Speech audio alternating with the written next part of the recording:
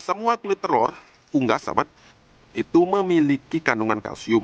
Jadi jangan khawatir menggunakan telur ayam negeri seperti ini atau yang broiler seperti ini, menggunakan kulit telur ayam kampung, menggunakan kulit telur bebek itu sama saja. Kemudian bagian mana lagi yang harus menjadi perhatian adalah ketika kita akan menggunakannya sebagai pasta atau krim kalsium, pastikan kulit telurnya dijemur sampai kering terlebih dahulu sahabat, agar kehilangan kadar airnya. Karena ketika kita jemur secara lebih sempurna, maka hasilnya akan renyah seperti ini. Dan ini akan mudah sekali untuk kita hancurkan menjadi bentuk tepung. Sebaiknya harus dihancurkan sahabat, sebaiknya memang dihancurkan agar percampurannya nanti ketika menggunakan jeruk nipis ini menjadi lebih menyatu dengan sempurna. Dan juga dengan dihancurkan ini akan mempercepat prosesnya. Jadi jemur kulit telurnya kemudian hancurkan menjadi bentuk tepung. Caranya seperti apa? Caranya sahabat diremas seperti ini, kemudian sahabat bisa hancurkan di blender atau chopper. Beli rasa saat ini sudah semua dapur memiliki blender sahabat ya. Bila tidak ada sahabat juga bisa menggunakan lesung, juga sama bisa dihancurkan sahabat. Nah, bila langsung skip saya sahabat mengenai tepung kulit telurnya.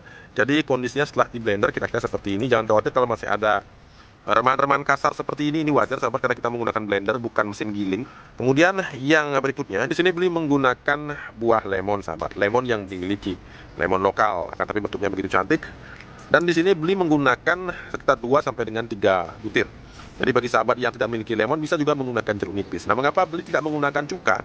Begini sahabat, kalau cuka emang terkenal bisa membuat atau melebur kalsium sehingga bisa menyatu dengan air. Akan tetapi cuka sahabat memiliki pH yang sangat teramat asam sahabat. Kemudian ketika kita aplikasikan ke tanah itu juga menyakitkan bagi tanah atau menyakiti tanah. Ini cuka bisa digunakan sebagai herbisida alternatif. Jadi bisa bersaing dengan Roundup, merek herbisida terkenal. Jadi jangan gunakan cuka. Beli lebih baik menggunakan jeruk nipis ataupun jeruk lemon seperti ini. Kita potong tipis-tipis, kemudian kita perkecil lagi, baru kita akan campurkan dengan kulit telur di blender. Nah, sekarang untuk proses pemotongan lemonnya jangan terlalu besar sahabat, agar nanti ketika kita blender ini bisa lebih memudahkan mata pisau blender dalam mengolahnya. Langkah berikutnya tentu saja akan memasukkannya ke dalam blender sahabat. Jadi lemon dan kulit telurnya bisa kita masukkan ke dalam. Untuk perbandingannya sahabat silahkan hitung sendiri, karena kita menggunakan perbandingan yang baku begitu, sesuaikan dengan kondisi bahan baku yang sama miliki. Jadi kita akan coba blender terlebih dahulu, kemudian kalau terasa terlalu kental kita akan tambahkan lagi.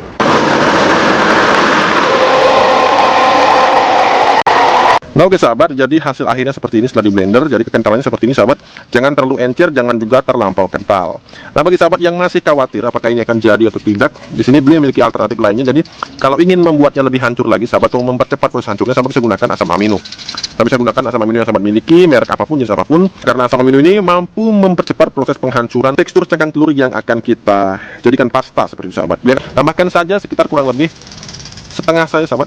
Aromanya seru sekali sahabat. Jadi bagi sahabat yang selama ini mengatakan tidak mau menggunakan asam amino karena aromanya yang busuk, nah kemudian setelah itu sahabat, setelah ini tahap berikutnya masih sama seperti yang diajarkan dulu. Di sini kita bisa tuangkan ke dalam wadah gelas ukur. Di sini beli menggunakan gelas ukur. Nah, kemudian beri akan tutup menggunakan plastik biasa, tidak perlu menggunakan plastik yang tebal atau kedap cahaya sahabat. Kemudian kita bisa ikat menggunakan karet sahabat. Kita bisa diamkan kurang lebih sekitar 24 jam, bahkan beli sempat jemur sahabat ya, beli sempat menggunakan metode penjemuran, hasilnya juga sangat baik. Jadi ini intinya bisa sahabat tempatkan di tempat terbuka, terkena sinar matahari juga lebih baik, karena akan mempercepat proses pemanasan dan akan membuat tekstur seperti yang kita inginkan.